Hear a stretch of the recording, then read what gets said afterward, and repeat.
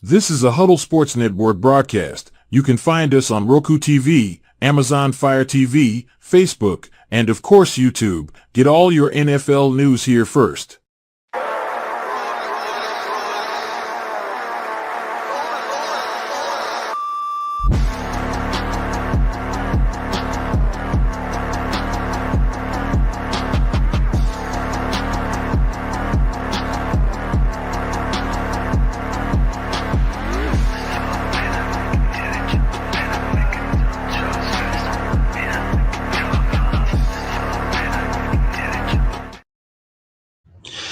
Well, good evening, ladies and gentlemen. I'm kind of filling in right now for Darren Ryan here in the Skol Gang 65 podcast here in not so sunny Florida right now.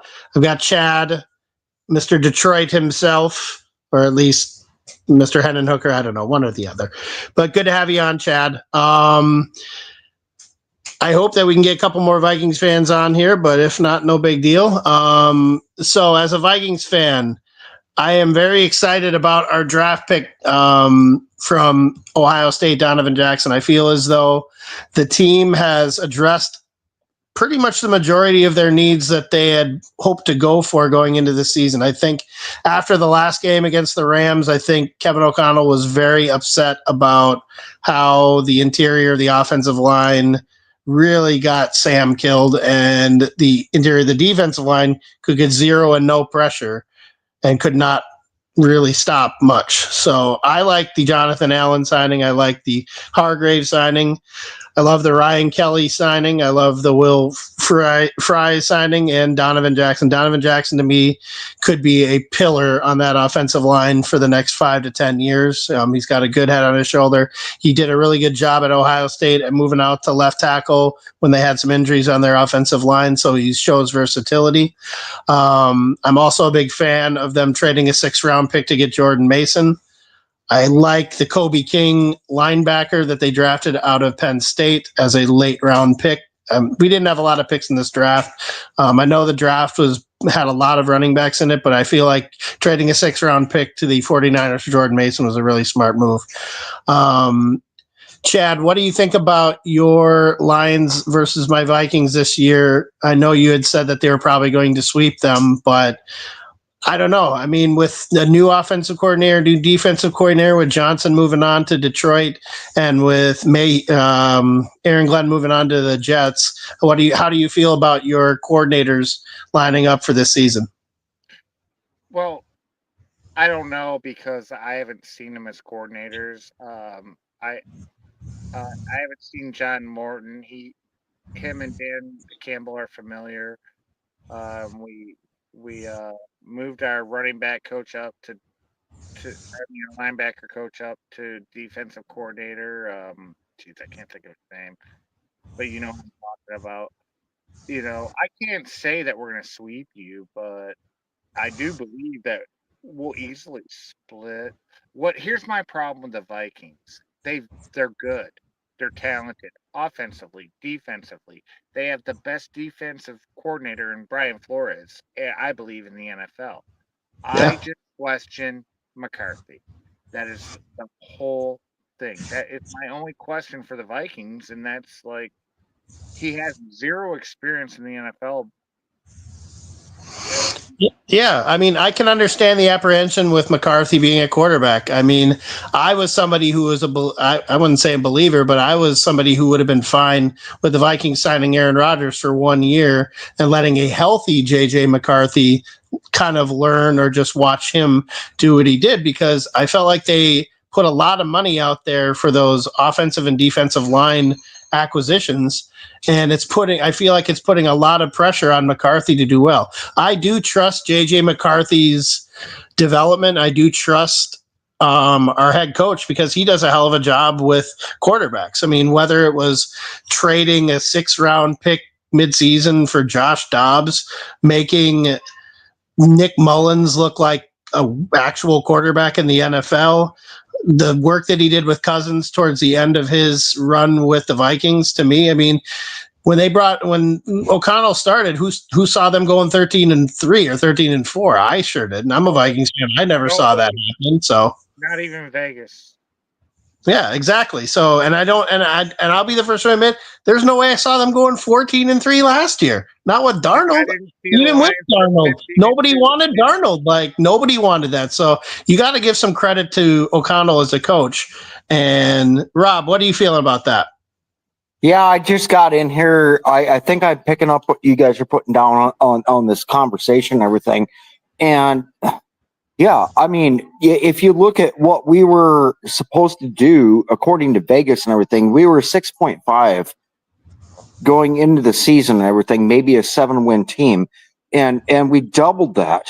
And More than double, yeah. You got to look at what Kevin O'Connell can do with any quarterback he's given. But the biggest thing that I key in on, Keenan McCardell getting all these receivers and everything, ticking. And I'm looking forward right now. To not be labeled a homer, I'm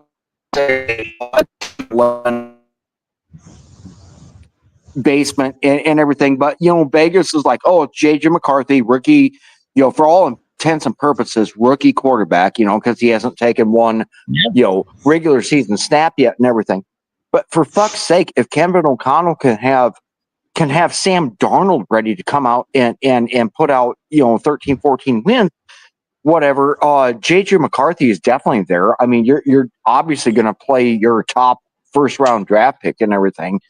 And look at all the additions we made. I'm surprised we did what we did on offense. In free agency, addressing the offensive line was huge with getting Kelly and Fries or Freeze, however you pronounce it and everything. I didn't see the Ryan Kelly move. I didn't see that one coming at all. The Fries move made a lot of sense, but the Ryan Kelly one, like they still had Bradbury for one more year. So to move off of Bradbury before the end of his rookie contract or the end of his last year of his contract that he re-signed, to me, that was a surprise. But to bring in a Ryan Kelly who's got that veteran leadership, I thought that was a great move. Unexpected. Intellectually honest and not being homers about stuff. Bradbury has sucked ever since drafted. I mean, let's just be honest about this. I mean, he gets anybody that has a top 10 defensive line with a giant nose tackle. Bradbury has gotten dominated his entire career. Well, it's watch that game against one of our Achilles heels. Grover Stewart just forklifted Bradbury in that game. Like that was ugly to watch. So, that's just one of many. Yeah, I'm not asking that's for just top one of many. So but I mean, back to what our acquisitions though. I mean, drafting Donovan Jackson, I thought was a great move because he is a versatile player. Kobe King was a great move. I like Ty Felton, the receiver they got out of Maryland. I think he's another one of those guys that, like you said with McCardle, you can throw him in that room and try and develop, because if the Vikings are good at one thing, they are really good at developing wide receivers, where they take them in the first round, second round, UDFAs, late picks. I mean, you look at over the years, the guys that they've had go through there, they've had a lot of success. Yeah, and I credit Keenan McCardell for basically 100% of that. I mean, we've been and I said this on the noon show today too. When it comes to that kind of stuff, everybody's like, when we traded Stephon Diggs, everybody was just horrified. But you know what? We got Justin Jefferson. What do we do when Jarius Wright leaves? Oh, well, we got Jalen Naylor. What do we do when this, and this happens? We get Jordan Addison. I mean, it's been nothing but hit after hit after hit after hit, for the Vikings in the wide receiver room. I mean, we might have one of the most stacked offenses in the league this year. And the Jordan Mason pickup at running back, I can't even say enough good things about it. I could not believe the 49ers just were willing to trade him. It didn't make any sense to me. Me either. I mean, you go and you upgrade that offensive line. You upgrade the interior of that offensive line. And then you get a power runner like Mason to go with Aaron Jones. Even though I was not really that on board with the Aaron Jones re-sign, I was kind of like, he kind of looked like he was towards the end. But then to go and get a Mason who's a proven guy to take some of that power load off of Aaron Jones, I thought was an ingenious move. And again, I do not know why the 49ers just let him. Yeah. I mean, we Didn't got make any lucky sense. on that. We did got get lucky on that. I mean, obviously Ty Chandler is not going to be the guy and everything. No. And we didn't end up drafting like a Caleb Williams or a Cam Scatabo or anything like that or whatever in the draft. So that makes sense. You know, I don't think they ever intended to, and that's why they got Jordan Mason. And then the Ty Felton thing, the noon show, you know, we put up his draft reaction, everything, you know, and the young man was struggling a little bit, you know, gets through the second round, into the third round. He's like, he had to go outside and sit in his car and take a break and call one of his buddies, comes back in. He finds out he's actually going to the Minnesota Vikings. That whole room erupted because they know what kind of culture. You're going to Addison, you're going to Kenny McCarl, you're going to KOC, you're going to a very supportive locker room. This is not the Mike Zimmer era where this is not the Zimmer era. Like, people want to come there. And the way that the team with their facilities and with their training staff and the way the Vikings have become a destination for free agents, and you see a lot of them wanting to go there. People want to go there. Yes. Yeah. And that included Jonathan Allen. That included Javon Hargrave, Kelly. I mean, I liked the majority of what they did. I thought Jones re-signing was questionable, but he's good in the locker room. The one part of their team that makes me a little nervous is the cornerback room. I know they re-upped Byron Murphy. I still think there's a chance. There's about 2 or 3 guys that I want to talk about that I feel like what the likelihood is. Now, Asante Samuel Jr. has been on the radar, but there's people in the organization that apparently have said that it's a no-go. I don't know if he has a pre-existing injury condition, but I know he was somebody that they had talked about. I think, and you can quote me on this, I think a player that the Vikings need to keep an eye on, and possibly in the trade market, which is why I think they kept a lot of cap space open. Take out a look out for a trade for Jalen Ramsey from the Miami Dolphins. I think that could be something that could be definitely in play with Minnesota. I think because much cap space does Minnesota actually have right now? I believe they have about $12 or $13 million. So and the class is all signed. Here's what they can restructure Brian O'Neill's contract for an extra 10 to 11 million as well. Right. I also think one of the stall outs is I think they really think they have something in Dwight McGlothern. And I'm really looking for something for that. Yes, I do think the priority moving forward, you know, I mean, addressing the fact, and we've talked about this for the past 2-3 years, Colin, you know, the lack of a real big number one presence, nose tackle and everything. Well, with getting Hargraves and Allen and all that stuff, and then some of the guys that they've drafted recently and everything, I think they're going to fix that, you know, to stop people from just running up the middle at will on us and everything. That's going to depend on health on those free agents, you know, with Allen and Hargraves. But I'm looking for good things. I'm going to stay positive on it. Now, when you look at cornerbacks, I think because of the fact we had like Stephon Gilmore and we had Shaq Griffin, whatever. They signed them both before the season. Like, that was something where we literally started both of those guys, and we signed them in July. And they were the 2 starting corners for the whole season for Minnesota, with Byron Murphy playing the slot. So I don't necessarily think the Vikings, with a young corner or having somebody signed going into the season, I don't necessarily think the Vikings really need to worry as much. So like Asante Samuel, Jalen Ramsey, like a couple other guys that may be floating out there that maybe we haven't mentioned, I feel like they could bring in 1 or 2 of those guys and they could acclimate to the system right away. I think people are sleeping on Isaiah Rodgers as well, the kid that they picked up. And I'm having the worst. It's attractive because that's good for secondary. I'm having the worst brain fart ever. But the young kid we got, no, it's Mekhi Blackman. So we're getting Mekhi Blackman back and everything. He missed all year with the ACL, and we got Dwight McGlothern. I think they're holding off because they believe in these guys that they drafted and everything, between McGlothern and Mekhi Blackman and everything. And they're going to give them a serious run, and they're only going to pull the trigger, you know, during training camp if they feel like they need to bring a veteran in. Because I think they have. I think the Vikings themselves. I think B-Flow, I think KOC, I think they feel like they have something in Blackman and McLaurin that they can work with this year. And to be honest, that makes sense. If I was in their position, I wouldn't just jump the gun and overpay for a free agent that's been in for a long time, that has a name and everything else. I'd see what you got first and then go from there. So I'm kind of on board with this process that they're doing right now of let's get through OTAs, let's get into camp, let's see once what really is what is, and then we'll look to the outside market if we have to, you know. I think inevitably they will draft a corner in the next year or two here in the first round. I think that will definitely happen. But I mean, if the draft has proven anything, you can find guys in any round. Pick off a practice squad, dude. To be honest, they've been. I mean, if you look at the Vikings too, I mean, they're starting middle linebacker as a UDFA. Ivan Pace is a starting linebacker. He's a UDFA. So they've proven that they can find talent in places where you may not see. I mean, they've got a guy that they signed as a UDFA last year that was hurt for part of the year named Gabe Murphy out of UCLA.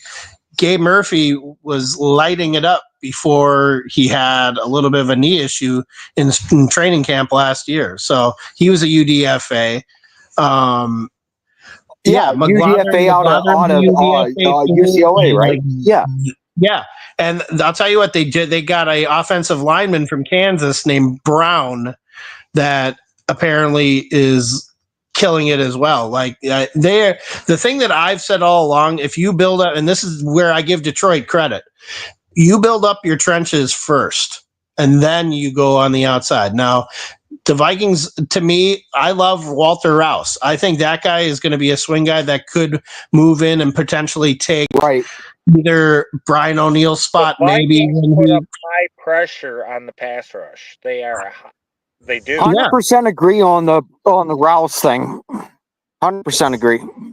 I like Rouse, and I like this Brown kid that they got from Kansas. I think he was a transfer from Wisconsin, but I can't remember his first name off the top of my head. But this kid Brown, he's a tackle. He was, I think, a top 5 recruit for Wisconsin a couple of years ago, but he kind of fell out of favor with the coaching staff when they had a coaching staff change over at Wisconsin. But I like what Kwesi does when it comes to UDFAs. I question sometimes his drafting, to be totally honest with you. I mean, Brad Holmes in Detroit does do a great job at drafting. The last 2 drafts by Detroit, they absolutely knocked it out of the park. I got to tip my cap to them. I mean, I think the thing with Detroit's drafts, I think the players that they picked when they picked them, I feel like the rounds should have probably flipped, but they still got they still got the personnel that they want. So I like the way that Holmes drafts. I think if Kwesi can figure out a way, because I think Donovan Jackson is going to be a solid pillar on the offensive line going forward. I have zero doubt on that. I think Kwesi got his yips in the first draft out of it. Like sometimes when you don't have as many picks, you don't have that much to screw up with. So I didn't mind them not having a lot of picks in this draft. So I want to see I like the tight end they took, Gavin Bartholomew out of Pitt late. I like his size. I like his athletic ability. And I guarantee you, Jordan Addison had something to say about Gavin Bartholomew coming to the Vikings because he played with him at Pitt. Bartholomew started as a true freshman for Pitt when Pickett and Addison were both still at Pittsburgh. So I like the possibility of him maybe coming in and taking Johnny Munt's role. I mean, here's my thing. Hawkinson, to me, is somebody that needs to prove to me that he can stay healthy for a whole year, and he's going to be needed. I'm a big believer in Josh Oliver. I feel like they criminally do not use him enough. I feel like they have him blocked off as a blocking tight end exclusively. I mean, a couple of times I've seen Oliver make catches. He looks pretty athletic to me. I hope that they can use him a little bit more. And if Bartholomew can learn a little bit from both of them, it'd be nice to have them because Johnny Munt just kind of was a one-trick pony to me. And I think I feel like KOC was obligated to have him on the team because he was with him with the Rams. I think that's some bait you can cut to fish with to me. So I like Bartholomew a lot too. I kind of was half-ass hoping they would have grabbed Luke Lachey in the 7th round and everything out of Iowa, because there was 1 year of familiarity with TJ Hawkinson and everything throughout the process and everything with Luke Lachey. Would have been another Iowa tight end. I know you guys are going to rag on me for being a I'll homer and roast you everything. every time for that. man. Come on, you know it's Iowa coming. tight Come on, man. ends are some of the best. They are. But, If you're going to miss, you might as well miss with a proven commodity. That's a good point. Exactly. Tight end university. If you're Yeah. gonna miss there. I'm not mad about the Bartholomew pick at all. I agree with TJ Hawkinson's health. However, when Kirby Joseph slammed his knee, I mean, he can't control that. No, I mean, I'm not saying you can control it, but what I'm saying is to keep some of the pressure off of Hawkinson just having to always step in there and be the guy. I would like to see them use Josh Oliver more. I think he's got a lot more athleticism and a lot more promise than the Vikings even realize. I mean, he can't, because Oliver was I think he was a casualty of Baltimore because Isaiah Likely stepped up when Mark Andrews was there. So I feel like he was a cap hit for sure. he was a cap hit. So and Hawkinson's never played a healthy season in his career, and he's played injured a lot.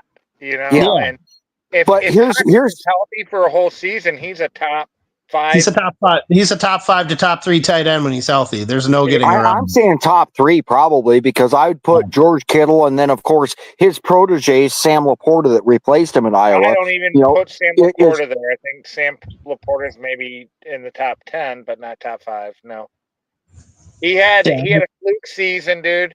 Nobody expected him to do what he did. He'll never be what he was in the first season. He'll be good. But even towards the middle of the season, I felt like he kind of tailed off a little bit too. So, and anybody that plays fantasy football and everything knows what the stats are and everything. But so when we did pick up Josh Oliver, it was to augment the pass protection, and that was when we had Ed Ingram basically fucking up every game that he played. All this other stuff. I really feel like this is the best. Yeah. This is the best offensive line we've had in 10 years now, and everything. I'll give you that. This is the best offensive line we've had since we had Favre, in my opinion. When we had Hutchinson and we had McKinney, this is the best offensive line we've had in 15 years. So to your point, I feel like now that we have a much better offensive line, the Minnesota Moving Company is back. I feel like I think KOC and whoever our offensive line coach is right now will understand that, and they will start using Josh Oliver more in the actual passing game rather than the protection scheme. And I think part of it too is to Chad's point about the nothing that Sam or JJ McCarthy has had. I mean, there's a point to it, but on the same token, if you looked at the preseason game that he played against the Raiders, he didn't look lost.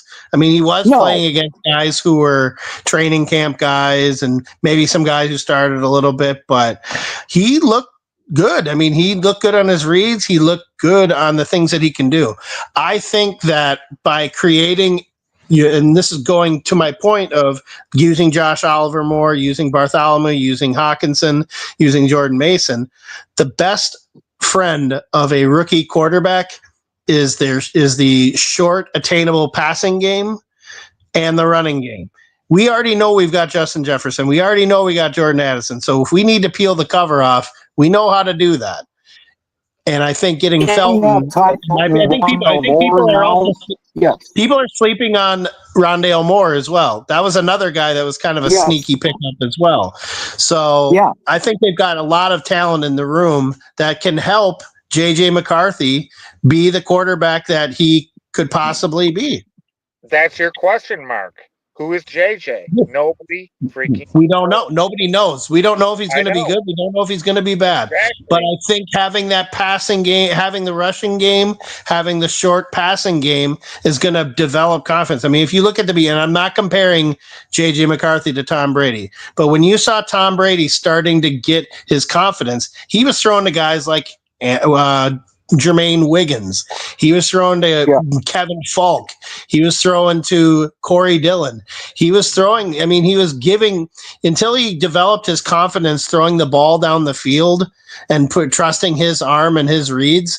The best friend is the tight end and the running backs. I mean, when you see Lamar Jackson, when he started getting hotter as a passer, who was his number one target? Mark Andrews. Running backs out of the backfield. Like, this is the progression that I feel like the Vikings are doing it right by getting the interior of the offensive line as shored up as they possibly can, and by getting the tight ends more involved and the running game involved. This is just going to open things up way more for JJ, and we'll get his confidence here. Because if you get the biggest problem with organizations, especially bad organizations, by throwing these rookie quarterbacks out there, is if you don't have the offensive line, you can have a great wide receiver on the outside, but if you don't have if you don't have the rushing run game, if you don't have the pass protection, you're done, and you're done early. So I'm not a big proponent of them starting guys unless you've got pieces in place, and I feel like the Vikings did everything in their power to do that. Right, and you look at the wide receiver room that we have and everything. I mean, it was a masterclass move picking up Rondale Moore, and then you already have Jalen Naylor, right? They nicknamed him Speedy, right? But then you draft Ty Felton. I can see Jalen Naylor being the odd man out and being the Jarius Wright type and everything that's going to have somewhat of a similar career. I think Brandon Powell is already that, though. I think Brandon Powell is the out. But when you look at how they're setting things up for the future and everything, you bring in Ty Felton, you've got Rondale Moore, you've got Addison, you've got Jefferson, and then don't forget that because we have Hawkinson, he's basically target number 3 or target number 2 anyways and everything. And this is fucking loaded. I mean, I think the drafting is relying on a quarterback that has never thrown one NFL snap in a game. This is my thing with the Vikings. This is why that's why I got them at 7-8 wins, because we don't know. Could I be wrong? Absolutely. I just don't see that he's ready to come in. I hear what you're saying. CJ Stroud. Are you expecting CJ Stroud out of him? I mean, come on. I don't know if you're expecting CJ Stroud, but what you've seen with KOC, especially last year with Darnold, because I don't think anybody saw Darnold having the season that Darnold had last year. No, everybody thought we were at 6 or 7 wins with Darnold, and we pulled off the season that we did.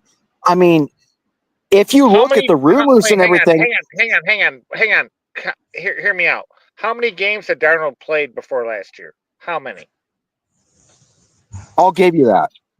Okay. I mean, he played in the NFL, but he played for terrible teams. The Jets were awful. He learned. He finally played for a good team. Darnold played for a good team. But he didn't play, though. I mean, he played for the 49ers. He was on the 49ers, but he didn't play. When they were garbage. Huh? What, when they were garbage? Then why didn't he play? No, he played for the 49ers the year before Darnold we got was on the team when they went to the Super Bowl, when the 49ers went to the Super Bowl. 2 years ago, he was the backup for Purdy when they went to the Super Bowl. Yeah. So he didn't. What I'm saying is he did not play that season. He did not. I think he maybe stepped in for a half at the end of the season for the 49ers. So he used that season as kind of a springboard to try and get a team to believe in him and start. So I think that was why. And my point with Darnold was, you look back, as good as our season was, our regular season was last year and everything, the coaches basically have leaked it and it's out there. You can look it up. They're like, they were ready to go ahead and put JJ McCarthy in ahead of him anyways, until JJ McCarthy got injured. They did? Oh yeah. Yes. They've said as much and basically came right out and said, yeah, it was close, and had JJ not got injured, he would have beat McCarthy or Darnold out for that spot and everything.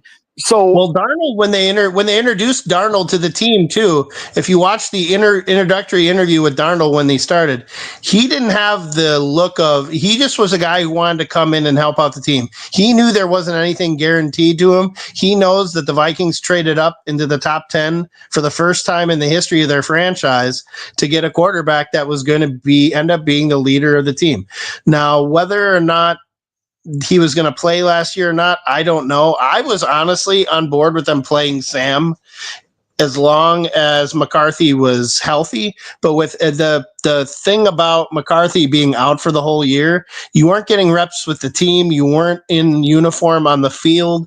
Like, I felt like I would have been more confident if they would have gotten another veteran for this year with him being healthy. But I understand why they are going to go with him this year, because I think they've had him in the room enough. And I think in all of their time with them, I feel like they're confident enough in him. And I love the coaching. To me, is the biggest thing. I mean, if they can coach up Darnold, they can coach up Dobbs, they can coach up Mullins, they can coach up Cousins, who literally didn't didn't want to be there. So Cousins is Cousins.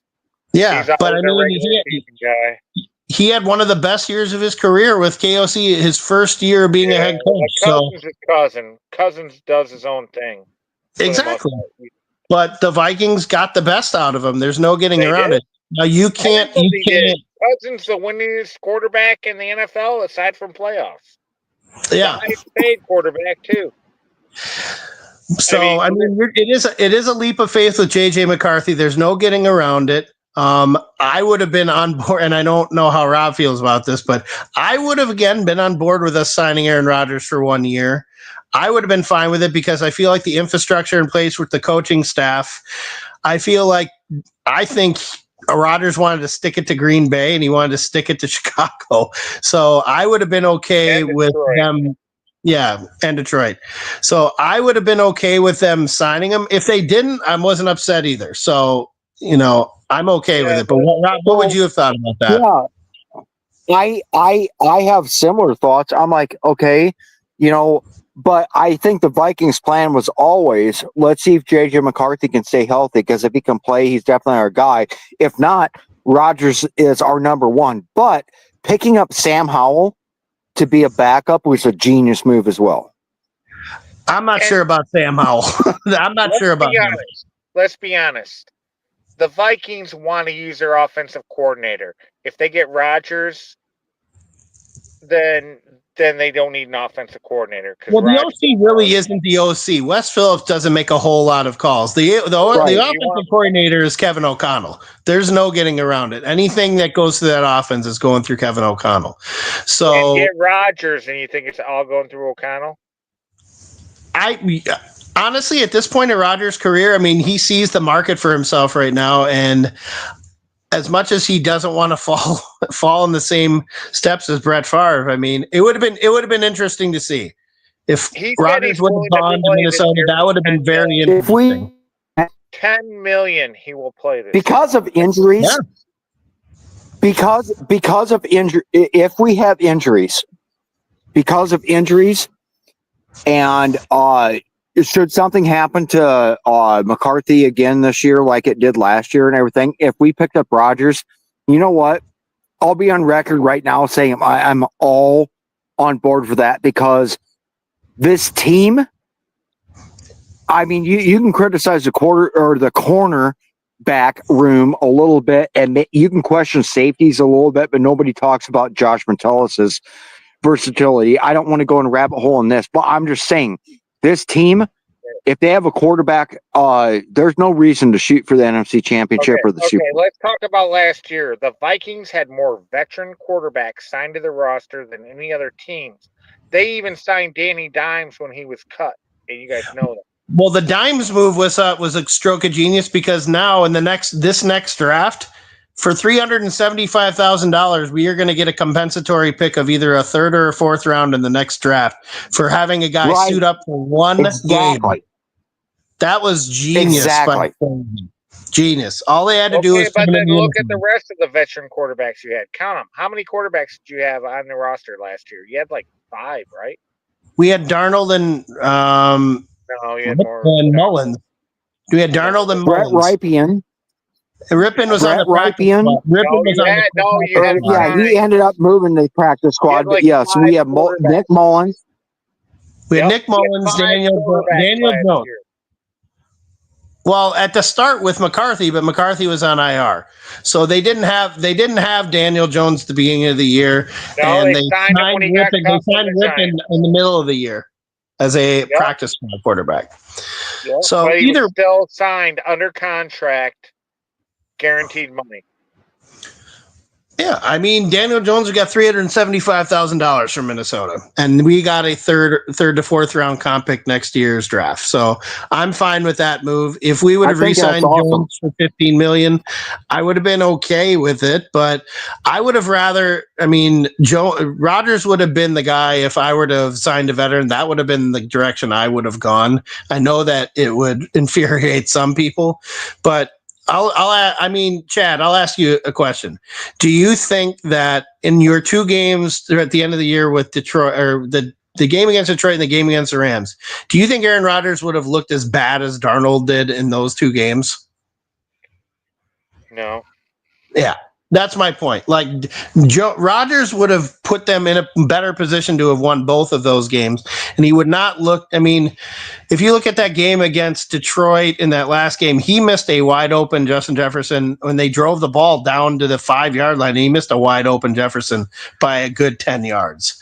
So Darnold, I'm glad they didn't sign him to a long-term deal. There's some people who say that we should have. I was on board with us walking away from him. Hey, on that miss, you got to admit he was under pressure.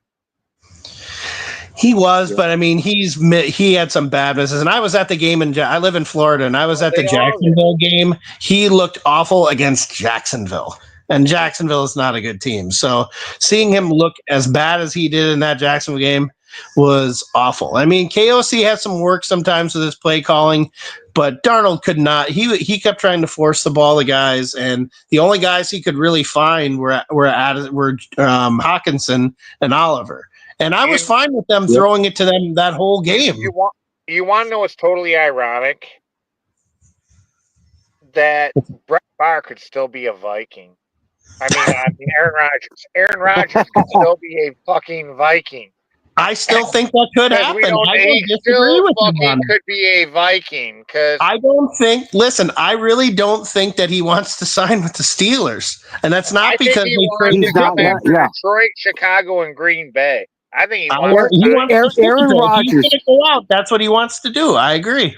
Aaron Rodgers is sitting waiting. The suit of Brett Favre, to go to the Vikings. Aaron Rodgers is waiting to see if we have injuries.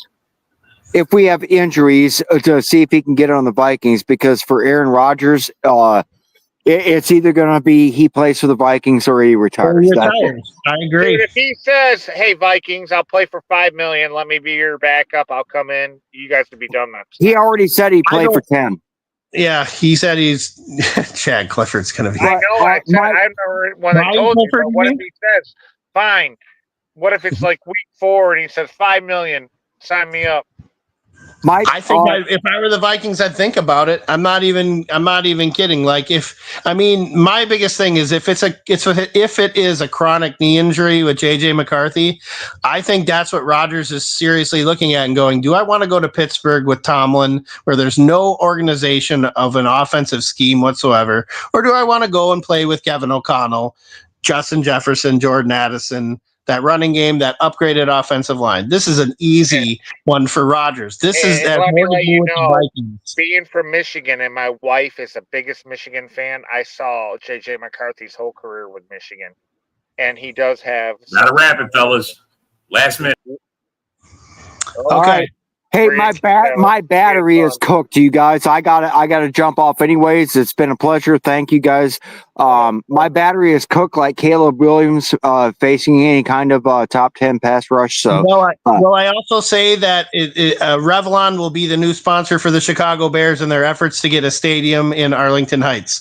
So hey, you got to tap into a market somewhere. But hey, thank you very, very much, gentlemen. I appreciate you guys hopping on. Jordan Love to the Vikings.